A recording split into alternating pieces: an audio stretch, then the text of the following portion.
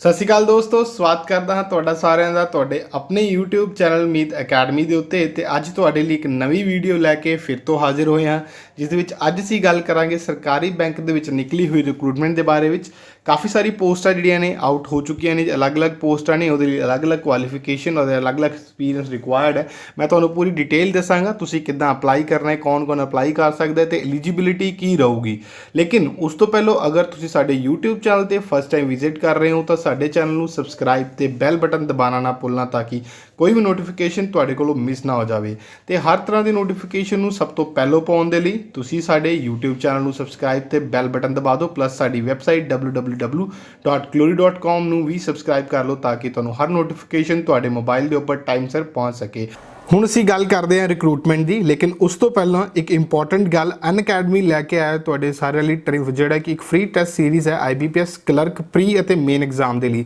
ਇਸ ਦੇ ਵਿੱਚ ਸਿਰਫ ਮੌਕ ਟੈਸਟ ਹੀ ਕਵਰ ਨਹੀਂ ਹੋਏਗਾ, ਬਲਕਿ ਐਗਜ਼ੈਕਟ ਸੇਮ ਪੈਟਰਨ ਹੋਵੇਗਾ ਜੋ ਕਿ IBPS ਕਲਰਕ ਪ੍ਰੀ ਅਤੇ ਮੇਨ ਐਗਜ਼ਾਮ ਵਿੱਚ ਹੁੰਦਾ ਹੈ। ਇਹ 1 ਨਵੰਬਰ 2020 ਤੋਂ ਸ਼ੁਰੂ ਹੋਵੇਗਾ, ਜਿਹੜਾ ਕਿ ਫ੍ਰੀ ਟੈਸਟ ਸਰਵਿਸ ਹੈ। ਵੀਕ 1 ਅਤੇ 2 ਦੇ ਵਿੱਚ pre level subject wise test ਹੋਏਗਾ ਅਤੇ ਸਬਜੈਕਟ ਵਾਈਜ਼ ਐਨਾਲਿਸਿਸ ਵੀ ਹੋਵੇਗਾ, ਅਤੇ ਸੇਮ ਮੰਥ ਮੀਨ ਨਵੰਬਰ ਦੇ ਵੀਕ 3 ਅਤੇ 4 ਦੇ ਵਿੱਚ main level subject wise test ਅਤੇ ਸਬਜੈਕਟ ਵਾਈਜ਼ ਐਨਾਲਿਸਿਸ ਹੋਵੇਗਾ, ਅਤੇ second full length main level test ਹੋਵੇਗਾ, ਅਤੇ ਇਸ ਦੇ ਵਿੱਚ ਸਟ੍ਰੈਟਜੀ ਅਤੇ ਰੀਜ਼ਨਿੰਗ ਐਨਾਲਿਸਿਸ ਸੈਸ਼ਨ ਅਨਅਕੈਡਮੀ ਦੇ ਐਜੂਕੇਟਰ ਵੱਲੋਂ ਲਿਆ ਜਾਵੇਗਾ, ਜਿਸ ਦੇ ਨਾਲ ਤੁਹਾਨੂੰ ਐਗਜ਼ਾਮ ਕਰੈਕ ਕਰਨ ਦੇ ਵਿੱਚ ਹੈਲਪ ਮਿਲੇਗੀ। ਜੋ ਕੈਂਡੀਡੇਟ ਰੈਂਕ 1 ਅਤੇ 2 ਤੋਂ ਲੈ ਕੇ 5 ਤੱਕ ਜਿਹੜੇ ਹਾਸਿਲ ਕਰਨਗੇ, ਉਹਨਾਂ ਨੂੰ Amazon ਵੱਲੋਂ 1000 ਦਾ ਗਿਫਟ ਜਿਹੜਾ ਵਾਊਚਰ ਹੈ ਉਹ ਮਿਲੇਗਾ। ਜਲਦ ਹੀ ਇਹ ਫ੍ਰੀ ਆਫ ਕੋਸਟ ਐਨਰੋਲ ਕਰ ਲਵੋ ਅਤੇ ਵੀਡੀਓ ਦੇ ਡਿਸਕ੍ਰਿਪਸ਼ਨ ਬਾਕਸ ਵਿੱਚ ਦਿੱਤੇ ਗਏ ਲਿੰਕ ਤੇ ਕਲਿੱਕ ਕਰਕੇ। ਹੁਣ ਅਸੀਂ ਗੱਲ ਕਰਦੇ ਹਾਂ ਰਿਕਰੂਟਮੈਂਟ ਦੀ, ਲੇਕਿਨ ਉਸ ਤੋਂ ਪਹਿਲਾਂ ਤੁਹਾਨੂੰ ਦੱਸ ਦੇਣਾ ਚਾਹੁੰਦਾ ਹੈ ਕਿ ਇਹਦੇ ਵਿੱਚ ਅਲੱਗ-ਅਲੱਗ ਪੋਸਟਾਂ ਜਿਹੜੀਆਂ ਨੇ ਉਹ ਆਊਟ ਹੋਈਆਂ ਨੇ। ਇਸ ਦੇ ਵਿੱਚ ਸਭ ਤੋਂ ਪਹਿਲੀ ਪੋਸਟ ਦੀ ਅਗਰ ਅਸੀਂ ਗੱਲ ਕਰੀਏ, ਸਿਕਿਉਰਿਟੀ ਆਫਿਸਰ ਦੀ ਪੋਸਟ ਹੈ, ਜਿਸ ਵਿੱਚ ਟੋਟਲ ਵੈਕੈਂਸੀਜ਼ ਜਿਹੜੀਆਂ ਨੇ ਉਹ 9 ਵੈਕੈਂਸੀਜ਼ ਜਿਹੜੀਆਂ ਨੇ ਉਹ ਆਊਟ ਹੋਈਆਂ ਨੇ। ਉਸ ਤੋਂ ਬਾਅਦ ਨੈਕਸਟ ਹੈਗੀ ਹੈ ਇੰਜੀਨੀਅਰਸ ਦੀ, ਜਿਸ ਵਿੱਚ ਸਿਵਲ, ਇਲੈਕਟ੍ਰੀਕਲ ਤੇ ਆਰਕੀਟੈਕਟ ਜਿਹੜੇ ਨੇ ਉਹ ਅਪਲਾਈ ਕਰ ਸਕਦੇ ਨੇ, ਜਿਸ ਵਿੱਚ ਟੋਟਲ ਨੰਬਰ ਆਫ ਪੋਸਟ 8 ਨੇ। ਨੈਕਸਟ ਹੈਗੀ ਹੈ ਸਟੈਟਿਸ਼ੀਅਨ ਦੀ, ਇਸ ਦੇ ਵਿੱਚ ਟੋਟਲ 2 ਪੋਸਟਾਂ ਨੇ। IT ਆਫਿਸਰ ਦੀਆਂ ਟੋਟਲ 20 ਪੋਸਟਾਂ ਨੇ, ਔਰ ਚਾਰਟਰਡ ਅਕਾਊਂਟੈਂਟ ਜਿਹੜਾ ਹੈ CFA, ਇਸ ਦੇ ਵਿੱਚ 25 ਪੋਸਟਾਂ ਨੇ। ਟੋਟਲ 64 ਪੋਸਟਾਂ ਇਹ ਨੇ।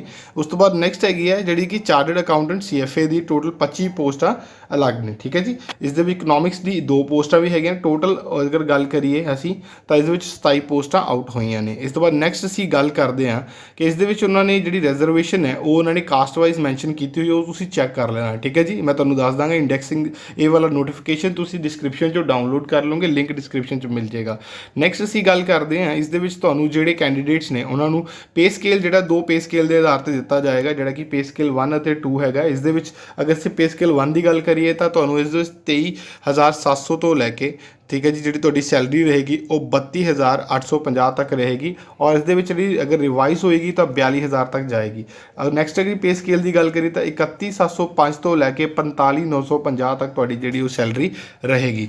ਇਸ ਦੇ ਵਿੱਚ ਅਪਲਾਈ ਕਰਨ ਦੇ ਲਈ ਤੁਹਾਨੂੰ ਜਿਹੜਾ ਲਿੰਕ ਹੈ ਉਹ ਐਕਟੀਵੇਟ ਹੋਏਗਾ 27/10, ਠੀਕ ਹੈ ਜੀ, ਜੋ ਕਿ ਅੱਜ ਹੈ ਤਾਂ ਅੱਜ ਤੋਂ ਸਟਾਰਟ ਹੋ ਜਾਏਗਾ। ਲਾਸਟ ਡੇਟ ਜਿਹੜੀ ਪੇਮੈਂਟ ਦੀ ਹੋਏਗੀ ਉਹ 17/11/2020 ਹੋਏਗੀ, ਔਰ ਐਗਜ਼ਾਮੀਨੇਸ਼ਨ ਆਨਲਾਈਨ ਜਿਹੜੀ ਹੋਏਗੀ ਉਹ ਤੁਹਾਡੇ ਹੋਣਗੇ ਦਸੰਬਰ 2020 ਤੇ ਜਨਵਰੀ 2021 ਤੱਕ। ਟੈਂਟੇਟਿਵ ਡੇਟ ਜਿਹੜੀ ਉਹਨਾਂ ਨੇ ਕੋਈ ਵੈਲੇ ਨਹੀਂ ਦਿੱਤੀ ਹੈ, ਤੇ ਡੇਟ ਆਫ ਇੰਟਰਵਿਊ ਜਿਹੜੀ ਉਹ ਸੈਪਰੇਟਲੀ ਤੁਹਾਨੂੰ ਇਨਫੋਰਮ ਕਰ ਦਿੱਤੀ ਜਾਏਗੀ ਐਗਜ਼ਾਮੀਨੇਸ਼ਨ ਤੋਂ ਬਾਅਦ, ਠੀਕ ਹੈ ਜੀ। ਉਸ ਤੋਂ ਬਾਅਦ ਨੈਕਸਟ ਅਸੀਂ ਗੱਲ ਕਰਦੇ ਹਾਂ ਇਸ ਦੇ ਵਿੱਚ ਤੁਹਾਡੀ ਕਿ ਇਸ ਦੇ ਵਿੱਚ ਤੁਹਾਨੂੰ ਜਿਹੜੀ ਐਜੂਕੇਸ਼ਨ ਤੇ ਕੁਆਲੀਫਿਕੇਸ਼ਨ ਜਿਹੜੀ ਪੋਸਟ ਵਾਈਜ਼ ਰਿਕੁਆਇਰਡ ਹੋਏਗੀ ਉਹ ਦੱਸ ਦੇਣਾ, ਤੇ ਏਜ ਲਿਮਿਟ। ਸਿਕਿਉਰਿਟੀ ਆਫਿਸਰ ਦੇ ਲਈ ਮਿਨੀਮਮ 21 ਤੋਂ 40 ਸਾਲ ਵਾਲੇ ਅਪਲਾਈ ਕਰ ਸਕਦੇ ਨੇ। ਮੈਕਸਿਮਮ ਜਿਹੜੀ ਏਜ ਲਿਮਿਟ ਹੋਏਗੀ 40 ਹੋਏਗੀ।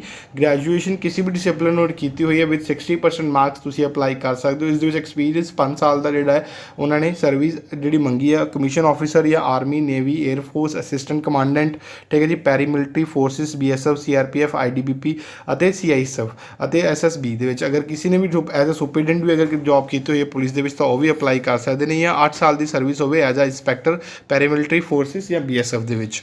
ਉਸ ਤੋਂ ਬਾਅਦ ਨੈਕਸਟ ਅਸੀਂ ਗੱਲ ਕਰਦੇ ਹਾਂ ਸਿਵਲ ਇੰਜੀਨੀਅਰ ਦੀ, ਜੋ ਕਿ ਇਸ ਦੇ ਵਿੱਚ 23 ਤੋਂ ਲੈ ਕੇ 30 ਸਾਲ ਤੱਕ ਦੇ ਜਿਹੜੇ ਕੈਂਡੀਡੇਟ ਨੇ ਐਲੀਜੀਬਲ ਨੇ ਅਪਲਾਈ ਕਰਨ ਦੇ ਲਈ। ਇਸ ਵਿੱਚ ਡਿਗਰੀ ਜਿਹੜੀ ਸਿਵਲ ਇੰਜੀਨੀਅਰਿੰਗ ਦੇ ਵਿੱਚ ਕਿਸੇ ਨੇ ਕੀਤੀ ਹੋਈ ਹੈ ਰੈਕੋਗਨਾਈਜ਼ ਬੋਰਡ ਯੂਨੀਵਰਸਿਟੀ ਤੋਂ ਵਿਦ 60% ਮਾਰਕਸ, ਉਹ ਜਿਹੜੇ ਨੇ ਅਪਲਾਈ ਕਰ ਸਕਦੇ ਨੇ, ਠੀਕ ਹੈ ਜੀ। ਔਰ ਜਿਹੜੇ ਵੀ ਪੋਸਟ ਗ੍ਰੈਜੂਏਟ ਹੈਗੇ ਨੇ ਡਿਗਰੀ ਵਾਲੇ ਉਹ ਪ੍ਰੈਫਰੇਬਲ ਨੇ ਇਸ ਦੇ ਲਈ। ਉਸ ਦੇ ਬਾਅਦ ਇਹ 'ਚ ਕੋਈ ਮੈਂਡੇਟਰੀ ਜਿਹੜੀ ਉਹਨਾਂ ਨੇ ਕੋਈ ਵੀ ਰਿਕੁਆਇਰਮੈਂਟ ਜਿਹੜੀ ਹੈ ਉਹ ਨਹੀਂ ਮੰਗੀ ਹੈ, ਲੇਕਿਨ ਕਿਸੇ ਨੂੰ ਐਕਸਪੀਰੀਅੰਸ ਹੋਏਗਾ ਰੈਲੇਵੈਂਟ ਡਿਸਿਪਲਿਨ ਦੇ ਵਿੱਚ ਤਾਂ ਉਹਨਾਂ ਨੂੰ ਜਿਹੜੀ ਹੈ ਪ੍ਰੈਫਰੇਬਲ ਹੋਏਗਾ। ਨੈਕਸਟ ਹੈਗਾ ਇਲੈਕਟ੍ਰੀਕਲ ਇੰਜੀਨੀਅਰ ਦੀਆਂ 21 ਸਾਲ ਤੋਂ ਲੈ ਕੇ 30 ਸਾਲ ਵਾਲੇ ਕੈਂਡੀਡੇਟ ਅਪਲਾਈ ਕਰ ਸਕਦੇ ਨੇ ਜਿਨ੍ਹਾਂ ਨੇ ਡਿਗਰੀ ਕੀਤੀ ਹੋਈ ਇਲੈਕਟ੍ਰੀਕਲ ਇੰਜੀਨੀਅਰਿੰਗ ਦੇ ਵਿੱਚ ਕਿਸੇ ਵੀ ਰਿਕੋਗਨਾਈਜ਼ਡ ਬੋਰਡ ਜਾਂ ਯੂਨੀਵਰਸਿਟੀ ਤੋਂ ਵਿਦ 60% ਮਾਰਕਸ ਔਰ ਵਿਦ ਪੋਸਟ ਗ੍ਰੈਜੂਏਟ ਡਿਗਰੀ ਜਿਹੜੀ ਹੈ ਪ੍ਰੈਫਰੇਬਲ ਹੋਏਗੀ ਅਗਰ ਕਿਸੇ ਨੇ ਕੀਤੀ ਹੋਈ ਹੈ ਤਾਂ ਇਸ ਦੇ ਵਿੱਚ ਵੀ ਕੋਈ ਰਿਕੁਆਇਰਮੈਂਟ ਨਹੀਂ ਹੈ ਲੇਕਿਨ ਐਕਸਪੀਰੀਅੰਸ ਹੋਏਗਾ ਅਗਰ ਰੈਲੇਵੈਂਟ ਡਿਸਿਪਲਿਨ ਦੇ ਵਿੱਚ ਤਾਂ ਉਹਨਾਂ ਨੂੰ ਫਾਇਦਾ ਮਿਲੇਗਾ। ਨੈਕਸਟ ਹੈਗੀ ਜੀ ਆਰਕੀਟੈਕਟ ਇੰਜੀਨੀਅਰ ਦੀ 21 ਤੋਂ 30 ਸਾਲ ਦੀਆਂ ਜਿਹੜੇ ਕੈਂਡੀਡੇਟ ਨੇ ਉਹ ਅਪਲਾਈ ਕਰ ਸਕਦੇ ਨੇ। ਇਹਦੇ ਵਿੱਚ ਜਿਹੜੇ ਨੇ ਬੀ ਆਰਕੀਟੈਕਟ ਕੀਤੀ ਹੋਈ ਹੈ ਆਰਕੀਟੈਕਟ ਇੰਜੀਨੀਅਰਿੰਗ ਕੀਤੀ ਹੋਈ ਹੈ ਰਿਕੋਗਨਾਈਜ਼ਡ ਬੋਰਡ ਜਾਂ ਯੂਨੀਵਰਸਿਟੀ ਤੋਂ ਜਾਂ ਜਿਨ੍ਹਾਂ ਨੇ ਪੋਸਟ ਗ੍ਰੈਜੂਏਟ ਡਿਗਰੀ ਕੀਤੀ ਹੋਈ ਹੈ 60% ਮਾਰਕਸ ਦੇ ਨਾਲ ਉਹ ਜਿਹੜੇ ਨੇ ਐਲੀਜੀਬਲ ਹੋਣਗੇ ਅਪਲਾਈ ਕਰਨ ਦੇ ਲਈ। ਇਸ ਦੇ ਵਿੱਚ ਵੀ ਸੇਮ ਕੋਈ ਮੈਂਡੇਟਰੀ ਰਿਕੁਆਇਰਮੈਂਟ ਨਹੀਂ ਹੈ ਲੇਕਿਨ ਫਿਰ ਵੀ ਅਗਰ ਤੁਸੀਂ ਇਸ ਦੇ ਵਿੱਚ ਐਕਸਪੀਰੀਅੰਸ ਰੱਖਦੇ ਹੋ ਕਿ ਰੈਲੇਵੈਂਟ ਡਿਸਿਪਲਿਨ ਦੇ ਵਿੱਚ ਤਾਂ ਤੁਹਾਡੇ ਲਈ ਪ੍ਰੈਫਰੇਬਲ ਹੋਏਗਾ। ਨੈਕਸਟ ਗੱਲ ਕਰਦੇ ਇਕਨੋਮਿਕਸ ਦੀ। ਇਸ ਦੇ ਵਿੱਚ 21 ਤੋਂ 30 ਸਾਲ ਵਾਲੇ ਜਿਹੜੇ ਨੇ ਅਪਲਾਈ ਕਰ ਸਕਦੇ ਨੇ ਪੋਸਟ ਗ੍ਰੈਜੂਏਟ ਇਕਨੋਮਿਕਸ ਦੇ ਵਿੱਚ ਕੀਤੀ ਹੈ ਮਿਨੀਮਮ 60% ਮਾਰਕ ਦੇ ਨਾਲ ਜਾਂ PhD ਕੀਤੀ ਹੋਈ ਹੈ ਇਕਨੋਮਿਕਸ ਦੇ ਵਿੱਚ। ਪੋਸਟ ਗ੍ਰੈਜੂਏਸ਼ਨ ਇਕਨੋਮਿਕਸ ਵਾਲਿਆਂ ਨੂੰ 2 ਸਾਲ ਦੇ ਐਕਸਪੀਰੀਅੰਸ ਹੋਏਗਾ ਤਾਂ ਉਹ ਰੈਲੇਵੈਂਟ ਫੀਲਡ ਦਾ ਤਾਂ ਉਹ ਜਿਹੜੇ ਪ੍ਰੈਫਰੇਬਲ ਹੋਣਗੇ, ਠੀਕ ਹੈ ਜੀ। ਔਰ ਅਗਰ ਜਿਨ੍ਹਾਂ ਨੇ PhD ਕੀਤੀ ਹੋਈ ਹੈ ਤਾਂ ਉਹਨਾਂ ਨੂੰ ਕੋਈ ਮੈਂਡੇਟਰੀ ਐਕਸਪੀਰੀਅੰਸ ਰਿਕੁਆਇਰਡ ਨਹੀਂ ਹੈ।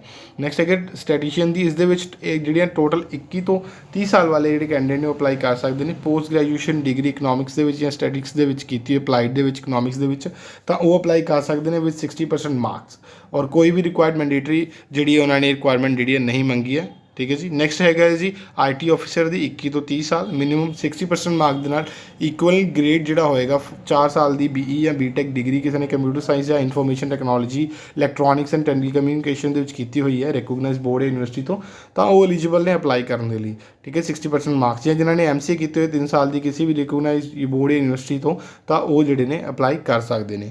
ਇਸ ਦੇ ਵਿੱਚ ਜਿਹੜਾ 1 ਸਾਲ ਦਾ ਐਕਸਪੀਰੀਅੰਸ ਜਿਹੜਾ ਹੈ ਉਹਨਾਂ ਨੂੰ ਮੰਗਿਆ ਗਿਆ ਹੈ। ਔਰ ਨੈਕਸਟ ਹੈਗਾ ਚਾਰਟਰਡ ਅਕਾਊਂਟੈਂਟ CFA, ਠੀਕ ਹੈ ਜੀ। ਸਕੇਲ 1 ਦੇ ਜਿਹੜੇ 21 ਤੋਂ 30 ਸਾਲ ਵਾਲੇ ਅਪਲਾਈ ਕਰ ਸਕਦੇ ਨੇ। ਚਾਰਟਰਡ ਅਕਾਊਂਟੈਂਟ ਜਿਹਨਾਂ ਦਾ ਕਲੀਅਰ ਆ ਉਹ ਅਪਲਾਈ ਕਰ ਸਕਦੇ ਨੇ, ਕੋਈ ਮੈਂਡੇਟਰੀ ਰਿਕੁਆਇਰਮੈਂਟ ਜਿਹੜੀ ਨਹੀਂ ਮੰਗੀ ਗਈ ਹੈ। ਉਸ ਤੋਂ ਬਾਅਦ ਨੈਕਸਟ ਹੈਗਾ ਜੀ ਚਾਰਟਰਡ ਅਕਾਊਂਟੈਂਟ CFA ਜਿਹੜਾ ਕਿ ਪੇ ਸਕੇਲ 2। ਇਸ ਦੇ ਵਿੱਚ 21 ਤੋਂ 30 ਸਾਲ ਵਾਲੇ ਅਪਲਾਈ ਕਰ ਸਕਦੇ ਨੇ। ਚਾਰਟਰਡ ਅਕਾਊਂਟੈਂਟ CFA ਜਿਹੜਾ ਦਾ ਕਲੀਅਰ ਆ ਉਹ ਅਪਲਾਈ ਕਰ ਸਕਦੇ ਨੇ। ਮਿਨੀਮਮ 3 ਸਾਲ ਦਾ experience work experience as a CA ਉਹਨਾਂ ਨੂੰ ਮੰਗਿਆ ਗਿਆ ਹੈ ਜੀ, ਠੀਕ ਹੈ ਜੀ। ਇਸ ਤੋਂ ਬਾਅਦ ਨੈਕਸਟ ਅਸੀਂ ਗੱਲ ਕਰਦੇ ਹਾਂ ਕਿ ਇਸ ਦੇ ਵਿੱਚ ਤੁਹਾਡੀ ਟੋਟਲ ਜਿਹੜੀ ਉਹਨਾਂ ਨੇ ਏਜ ਰਿਲੈਕਸੇਸ਼ਨ ਹੈ ਉਹ ਨੀਚੇ ਮੈਂਸ਼ਨ ਕੀਤਾ ਹੋਇਆ ਹੈ, ਤੁਸੀਂ ਇੱਕ ਵਾਰੀ ਚੈੱਕ ਕਰ ਲੈਣਾ। ਆਨਲਾਈਨ ਤੁਸੀਂ ਇਹਦੇ ਲਈ ਜਿਹੜਾ ਅਪਲਾਈ ਕਰ ਲੈਣਾ ਹੈ। ਉਹਨਾਂ ਨੇ ਨੀਚੇ ਜਿਹੜਾ ਸਟਰਕਚਰ ਦਿੱਤਾ ਹੋਇਆ ਜਿਹੜਾ ਤੁਹਾਡਾ ਰਿਟਨ ਟੈਸਟ ਹੋਏਗਾ ਉਹਦਾ ਉਹ ਵੀ ਤੁਸੀਂ ਚੈੱਕ ਕਰ ਸਕਦੇ ਹੋ। Reasoning, English language, quantitative aptitude, ਠੀਕ ਹੈ ਜੀ। ਇਸ ਤੋਂ ਬਾਅਦ ਪ੍ਰੋਫੈਸ਼ਨਲ ਨੌਲੇਜ, ਜਿਹਦੇ ਵਿੱਚ ਟੋਟਲ ਮਾਰਕਸ ਕੁਐਸਚਨ ਜਿਹੜੇ ਹੋਣਗੇ 200 ਹੋਣਗੇ ਔਰ 200 ਮਾਰਕ ਦਾ ਕੁਐਸਚਨ ਹੋਏਗਾ ਜਿਸ ਵਿੱਚ ਤੁਹਾਨੂੰ 2 ਘੰਟੇ ਦੇ ਵਿੱਚ ਜਿਹੜਾ ਹੈ ਉਹ ਅਟੈਂਪਟ ਕਰਨਾ ਹੋਏਗਾ। ਸੋ ਇਹ ਤੁਹਾਡਾ ਟੈਸਟ ਜਿਹੜਾ ਹੈ ਇਨਫੋਰਮੇਸ਼ਨ ਤੁਹਾਨੂੰ ਦੇ ਦਿੱਤੀ ਜਾਏਗੀ। ਐਪਲੀਕੇਸ਼ਨ ਫੀਸ ਜਿਹੜੀ ਤੁਹਾਡੀ SC ST PWD ਲਈ 100 ਰੁਪੀਜ਼ ਹੈ, ਠੀਕ ਹੈ ਜੀ। ਟੋਟਲ 118 ਹੈ। ਆਨਲਾਈਨ ਇਹ ਵੀ ਤੁਸੀਂ ਪੇ ਕਰਨੀ ਹੈ ਜੀ। EWS OBC ਔਰ UR ਕੈਂਡੀਡੇਟ ਦੇ ਲਈ ਜਿਹੜੀ ਹੈ 1180 ਰੁਪਏ ਤੁਹਾਡੀ ਜਿਹੜੀ ਪੇਮੈਂਟ ਫੀਸ ਹੋਏਗੀ। ਉਸ ਦੀ ਲਾਸਟ ਡੇਟ ਤੁਹਾਨੂੰ ਮੈਂ ਆਲਰੇਡੀ ਦੱਸ ਚੁੱਕਾ ਜੀ, ਲਿੰਕ ਡਿਸਕ੍ਰਿਪਸ਼ਨ ਵਿੱਚ ਮਿਲ ਜਾਏਗਾ। ਅਗਰ ਤੁਸੀਂ ਫਸਟ ਅਪਲਾਈ ਕਰ ਰਹੇ ਹੋ ਤਾਂ ਉਹਦੇ ਲਈ ਪਹਿਲਾਂ ਰਜਿਸਟ੍ਰੇਸ਼ਨ ਕਰਨੀ ਪਏਗੀ, ਫਿਰ ਤੁਸੀਂ ਉਹਦੇ ਲਈ ਅਪਲਾਈ ਕਰ ਪਾਓਗੇ ਜੀ। ਨੈਕਸਟ ਇਹ ਜਿਹੜਾ ਰਿਕਰੂਟਮੈਂਟ ਹੈ ਯੂਕੋ ਬੈਂਕ ਜਿਹੜਾ ਹੈ ਉਹਦੇ ਦੁਆਰਾ ਜਿਹੜਾ ਆਊਟ ਕੀਤਾ ਗਿਆ ਇਹ ਆਫੀਸ਼ੀਅਲ ਨੋਟੀਫਿਕੇਸ਼ਨ ਤੁਸੀਂ ਦੇਖ ਪਾ ਰਹੇ ਹੋ ਯੂਕੋ ਬੈਂਕ ਦਾ, ਠੀਕ ਹੈ ਜੀ। ਇੱਕ ਵਾਰੀ ਚੈੱਕ ਕਰਕੇ ਅਪਲਾਈ ਕਰ ਲੈਣਾ। ਫਿਰ ਵੀ ਕੋਈ ਕਨਫਿਊਜ਼ਨ ਹੈ ਸਾਨੂੰ ਤੁਸੀਂ ਮੈਸੇਜ ਕਰਕੇ ਕਮੈਂਟ ਕਰਕੇ ਪੁੱਛ ਸਕਦੇ ਹੋ। ਮਿਲਾਂਗੇ ਨਵੀਂ ਵੀਡੀਓ ਵਿੱਚ ਨਵੀਂ ਜਾਣਕਾਰੀ ਦੇ ਨਾਲ, ਤਦ ਤੱਕ ਦੇ ਲਈ ਧੰਨਵਾਦ ਜੀ।